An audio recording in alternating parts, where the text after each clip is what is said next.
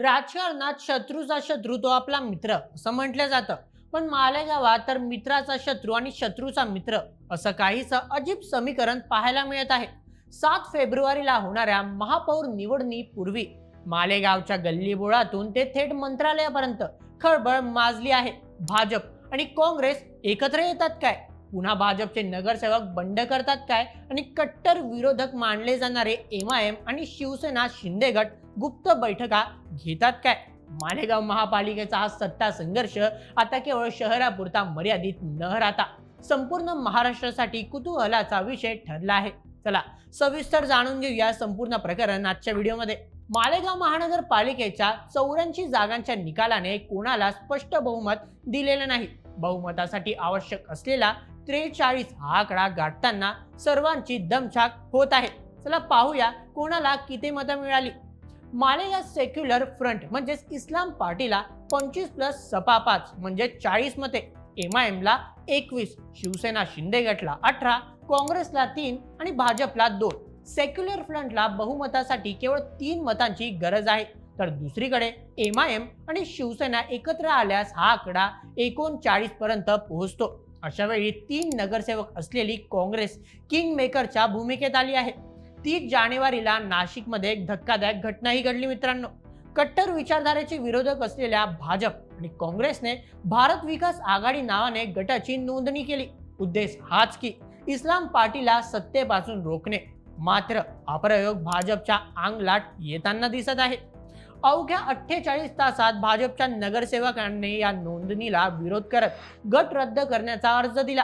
यामुळे भाजपमधील अंतर्गत गटबाजी चव्हाट्यावर आली असून वरिष्ठ नेत्यांच्या आदेशाला स्थानिक पातळीवर केराची टोपली दाखवली जात असल्याचे चित्र आहे मित्रांनो. सर्वात मोठी खळबळ उडाली ती म्हणजे एमआयएमचे आमदार मुफ्ती इस्माईल आणि शिवसेनेचे म्हणजे शिंदे गटचे नेते मंत्री दादा भुसे यांच्या भेटीने. उघडपणे एकामेकांवर टीका करणारे हे दोन नेते जेव्हा बंद दाराआड चर्चा करतात तेव्हा मालेगावात नव्या युतीचे संकेत मिळतात. परंतु काय असू शकतं समीकरण? एमआयएमने महापौर पदाच्या शर्यतीतून माघार घेऊन शिवसेनेच्या उमेदवाराला म्हणजेच लता घोडके यांना पाठिंबा द्यावा आणि बदल्यात उपमहापौर पद पदरात पाडून घ्यावे अशी चर्चा राजकीय वर्तुळात आहे. चला आता पाहूया की या समीकरणांचा कोणाचा फायदा आणि कोणाचे नुकसान होणार ते. सर्वप्रथम शिवसेना शिंदे गट आणि एमआयएमला होणारे फायदे. पहिला, सत्तेत सहभाग. दोन्ही पक्षांना माहीत आहे की स्वतंत्रपणे ते सत्तेत येऊ शकत नाही. एकत्र आल्यास ते एक प्रबळ गट बनू शकतात. द्वितीय, इस्लाम पार्टीला रोखणे. आसिफ शेख यांचा इस्लाम पार्टीने एमआयएमच्या बालेकिल्ल्यात खिंडार पाडले आहे. त्यांना सत्तेपासून दूर ठेवणे हे एमआयएम साठी अस्तित्वाची लढाई आहे. मग तृतीय, स्थानिक वर्चस्व.